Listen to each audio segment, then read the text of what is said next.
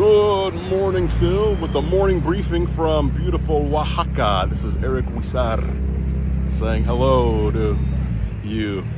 We're going fishing for sailfish, marlin, and yellowfin tuna today. Ah, so good.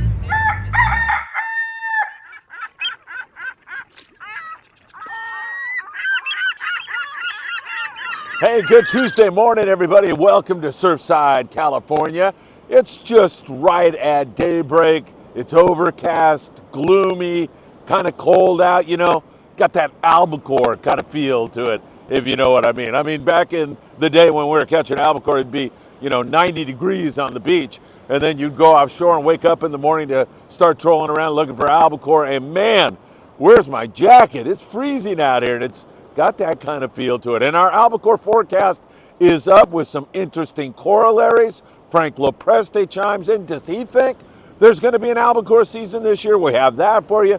Don't miss the albacore forecast. We've got it up for you right now, so check it out this morning. It should be really, really interesting. Well, there is so much going on. Chuck Zimmer from the Redondo Rod and Gun Club is on the Pride, just getting back from what he described as a magnificent trip, wide open white sea bass and halibut. More evidence of this cold water year. And that squid that we talked about all winter long. Remember, I was droning on and on and on about the magnet that was creating to suck in those game fish like white sea bass, halibut, and yellowtail. Look out, it's only the beginning. It's gonna get even better.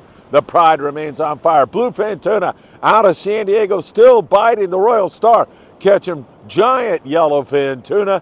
And of course, we've got everything else for you here this morning. You know what time it is. It's time for the morning briefing. Good morning, my friends. Oh my God, is that good or what? I hope you're having a great morning and deeply appreciate you spending some time with me this morning. Hit that like button, that really helps us a lot. Share these videos if you get a chance, and also subscribe to the channel. And if you tick the little bell when you're subscribing, you'll be notified when there's new content as we continue to keep you updated throughout this great 2023 season. I am very enthused about it. By the way, the Pegasus going tonight out of Fisherman's Landing in San Diego. They still have some room, and we have a special guest star on the boat, Scott Buchert. Yes, Scott is going to celebrate his birthday. I am so happy for him, and happy early birthday, Scott. You're the best. If anybody is going on the Pegasus, or you're watching this and you decide to book, and you give me a video of everybody singing happy birthday to Scott on the Pegasus tonight or tomorrow, I would deeply appreciate it. We would definitely feature that on the MB. So say hi to Scott and tell him to keep me updated. No laziness out of that kid. I want to be updated all throughout their trip. All right, Pegasus going tonight. All right, Phil Miller is a great member of the Friedman Adventures family. Phil, good morning, my friend, to you and all your loved ones. He just got back from a great trip on the new low end. They raved about it. Said they picked a few fish in the daytime using those 130 to 150 gram jigs, Akanas, Daiwa Akanas with Colt snipers. But the better bite was definitely at night, and it was flat good on the 350 to 400 gram knife jigs, heavier type jigs. And man, they had some really beautiful fish on board. A lot of that 50 to 80 pound stuff, but some of it right on up there to $150, and that is great fishing. Really beautiful fish, as that bite in San Diego still is good. Now, let me make this point to you. And I'm speaking like a commercial fisherman would speak now. There's a lot of spots of fish, smaller spots of fish. There's not those giant nuggets. There's a few of those. And believe me, for sport boats, I mean, you can get on a bite that will just rip everybody to shreds and you'll catch limits on. But I'm talking broadly in terms of like commercial spots of fish. So there's all these smaller fish, smaller areas of fish, and sometimes some boats miss, and we have seen that over the course of the last day or so. Some guys got them last night, really, really good. Other guys missed. So that is something I want you to be aware of. It's not full speed for every single trip on every single boat. The Legend had that spectacular day the other day. The Intrepid, those are the guys from the Intrepid on the cover of the morning briefing. So happy you guys had such a marvelous trip fishing with Bill Cavanaugh. It's hard to beat that. And the Intrepid doing it again. Polaris Supreme limiting out on bluefin tuna. And they had a couple of fish there in the 150-pound class. Really, really nice fish. And also the Aztec with limits of bluefin tuna. Limits is 2 fish per rod. In case you are not familiar with that or you're watching us from somewhere around the world, you get 2 bluefin tuna per rod right now. So some good fishing going on. Now, you still need those 3 outfits to take along with you. You need something like a 25 to 30-pound outfit to fly line baits with on smaller grade fish. You want to fish fluorocarbon, www.opsonusa.com. Put in FA at checkout. Definitely want to have that with you. Then you've got to have something in that 50 to 60-pound outfit range to throw those Dawasacanas, those 150-gram lures during the daytime. But at night, I like 130, 100-pound at least, and you definitely have to have a 2-speed reel. We love Dawa reels. They work so well in these kinds of bites. Helps you to realize your sport fishing dream, and it's definitely the way to go. You definitely need to have that. Now, our one-day trips right now, and I'm talking about, I should say, full-day trips, boats that leave in the morning and fish and then come back that same day. There's been some really good signal, and a lot of that fish has grown up, so you definitely want to you definitely need those first 2 outfits I talked about, 25 and 50, and if you have the heavy, bring it. San Diego yesterday was out. They had 9 bluefin tuna with some of that big bonita also running around. Leo Kojima is a guy that he was holding up a big bonita. Look at that gorgeous fish. And he was saying, you know, I think these are better than the bluefin. And I know what he means. I mean, that grade of bonita is really spectacular.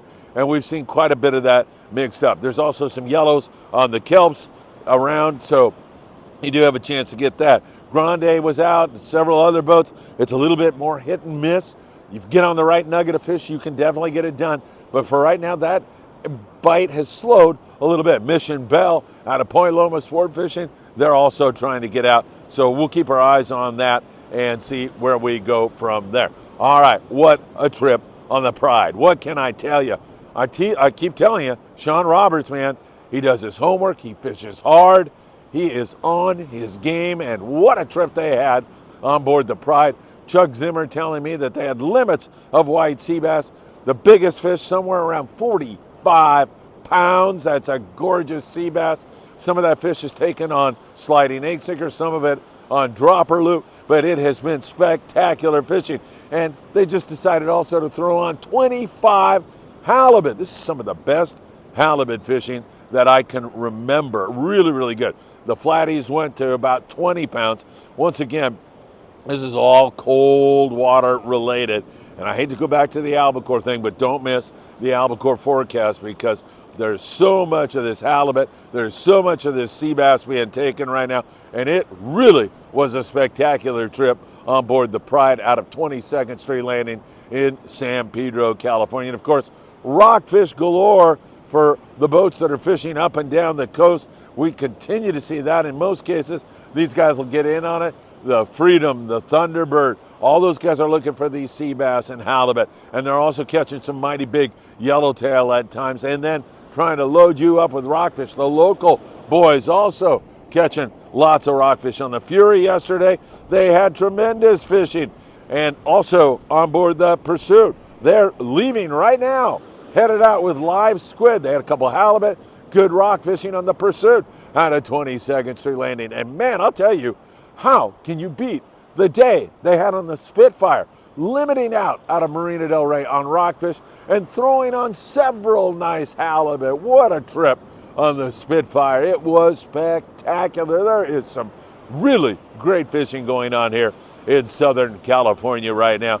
And I want you to get out and take advantage of it while it is still biting so well. So rockfish, I don't want to be redundant and go boat and talk about how everybody got them. For the most part, you're going to get them. There are times and conditions that even make the rockfish bite slow. But for the most part, from down below the border all the way up, we are seeing nothing short of outstanding, beautiful rock fishing going on. Speaking of below the border, we are seeing more and more bluefin tuna show up for the pangeros out of Ensenada, and some big ones too. I mean, some of that 50 to 80 to 100 plus pound category BFT down there. If they can't catch bluefin, their rock fishing has been outstanding for blackfin sport fishing, for reels sport fishing. There's been great rock fishing for those guys below the border, so they are on it also, and they are stoked, of course, to see this all happening. Along the beach here, more corvinas starting to show up, but it's still kind of cold for that.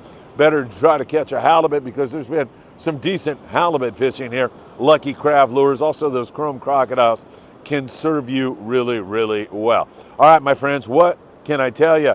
Sing happy birthday to Scott tonight. Please don't miss that video. If you're on the Pegasus, I need to see that. That would be really fantastic. And once again, some really great halibut and sea bass fishing going on over a wide area. Don't miss our albacore report or forecast. We've got that up for you, including a really interesting corollary, at least in my puny mind. I think it's interesting. We'll see if that doesn't pan out for a big albacore year this year. And for those of you who love bluefin tuna and don't care about the albacore, these two species can coexist. So you'll still have your bluefin tuna. We just want to add a little longfin to the scenario and see how that all plays out. Have a great morning. It's great to be with you all. There's so many other updates and videos on the Friedman Adventures channel for you. Over 2 million, now headed toward 3 million views, and over 210,000 hours of content consumed by you. Take care, my friends. Have a great one, and I hope to see you really, really soon.